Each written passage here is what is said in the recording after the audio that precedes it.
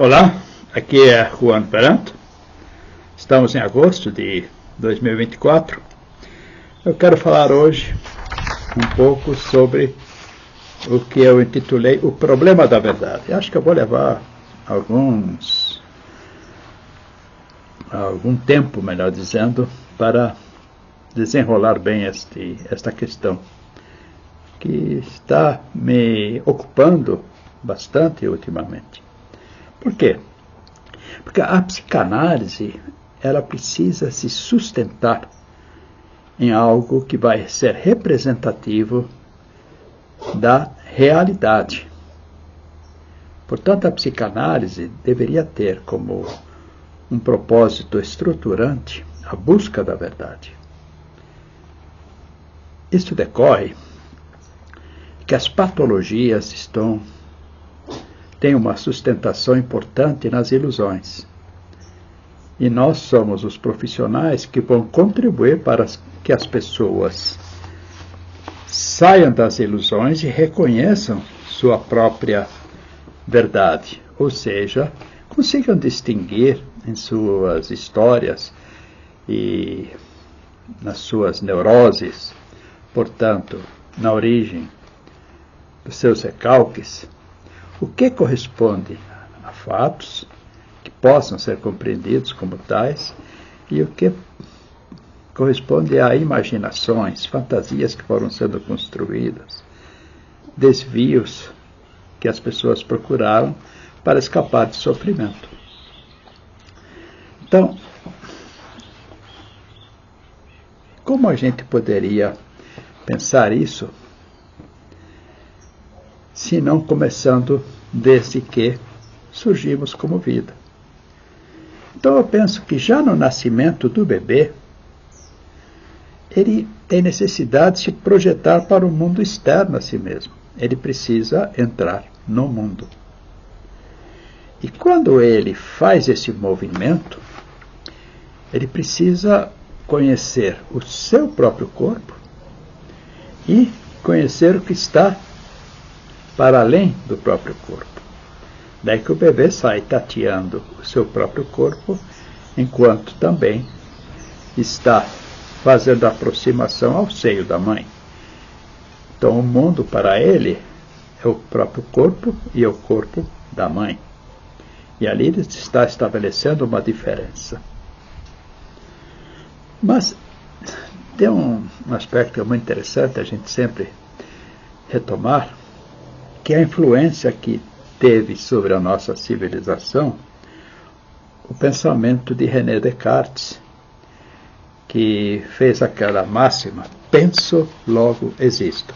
Eu acho isso um tanto estranho, para usar assim uma terminologia mais suave, porque se ele diz penso, logo existo, ele está dizendo que, como ele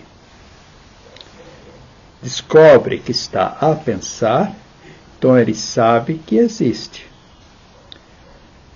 Mas ele já existia antes.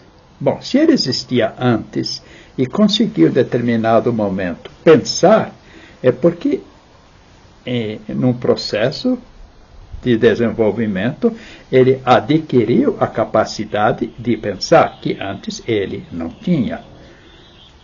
Ora, mas para chegar à capacidade de pensar, foram sendo desenvolvidas formas psíquicas que possibilitaram a ele este pensar. E nós sabemos que pensar é algo que vem da palavra. Você só pensa porque você tem palavra. Sim, mas o cachorrinho parece que tem algum pensamento. Será pensamento? Da mesma forma que nós temos? Evidentemente que não. Mas ele sabe pedir coisas. Então, é uma outra forma mental que está bem distante da nossa, mas que precisa existir na vida e que existe em nós também. Mas nós estamos muito acima na capacidade de produzir qualquer coisa. Inclusive nós produzimos cultura. Os animais Eles não conseguem fazer isso. Bem, então, já por um argumento assim, eu estou dizendo para vocês que fica difícil dizer isso, penso, logo existo. Talvez fosse melhor poder dizer existo, e por isso, né, não, existo e adquirir um estágio em que eu já me reconheço e reconheço que é fora de mim, porque aquela primeira fase do bebê já foi andando, e em determinado momento, porque eu existo e de algum modo tenho uma percepção da minha própria existência, então eu consigo pensar. O problema do pensar é que ele leva a um outro estágio, que é produzir mentalmente fora da presença das coisas, ou seja, o uso da imaginação. Então, e aí temos a abstração. Então, pensar significa que estamos abordando questões relativas a algo que não está obrigatoriamente presente. E que mesmo estando presente, eu me abstraio e faço um pensamento. Bom, então, quando eu uso esse tipo de máxima, eu ainda estou lidando com a realidade ou com algo que eu sei a partir da realidade?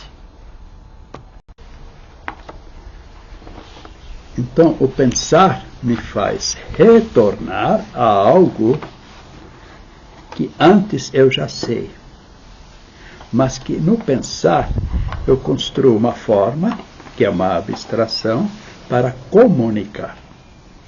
Então, eu antes já testemunhava para mim mesmo que eu existia. Mas eu não podia dizer a ninguém eu existo. Porque para dizer a alguém que eu existo, eu precisava ter palavras para dizer isto, certo? Uma forma de comunicação. E eu precisava construir, mediante essas palavras, uma forma que o outro pudesse compreender que eu existo. O cachorro não faz isso. O cachorro fica lá latindo, abanando o rabo, fazendo um monte de coisa. Mas ele não diz, eu existo. É você que dá, por sinais a ele, alguma coisa em que ele se sente aceito. Você o afaga, dá alguma coisa para ele, então ele começa a atuar como um ser que é aceito por um outro ser. Mas não passa disso. Não, nós comunicamos que nós existimos. A partir da nossa existência, que agora pode ser comunicada por meio de uma palavra que é usada a partir do pensamento. E olha, eu tenho observado muitos bebês ultimamente com esse interesse para compreender como se passa por isso tudo. Aí eu notei que bebês reconhecem bebês como diferentes dos outros. Ora, todos sabemos isso, mas nós temos que pensar a respeito. Pensar no seguinte sentido: eu vejo que um bebê olha para um outro bebê e o reconhece diferente. E eu percebo no olhar do bebê que existe um interesse especial. Processo identificatório, se reconhece. Mas vamos combinar. Bebê não tem capacidade de fazer abstrações. Bebê não pensa como um adulto. Bebê não conhece nossas palavras. Então, como é que ele percebe a diferença entre dois bebês? Eu estive vendo um bebê que ele olhava para um certo lugar e fazia assim com o olho. Depois fazia assim. E mais de uma vez. Ora, ele está sendo estimulado por algo que ele vê e ele quer ver. Quer reconhecer, mas ele não tem a capacidade de abstração que nós temos, porque ele não tem o domínio das palavras. Então, gente, o Descartes pode ter sido um cara muito inteligente, criativo, fabuloso, mas ele estava errado ao dizer isso. Ele talvez soubesse, inclusive, a verdade, Mas ele estava errado ao dizer penso, logo existo. Ele deveria ter dito existo. Adquiro a capacidade de pensar. E então posso pensar sobre a minha existência. Mas quando eu penso sobre a minha existência, já é uma abstração. Já é algo que está além do fato em si. Porque o fato em si já aconteceu. Então, o penso logo existo só serve para fazer relatos de qualquer coisa.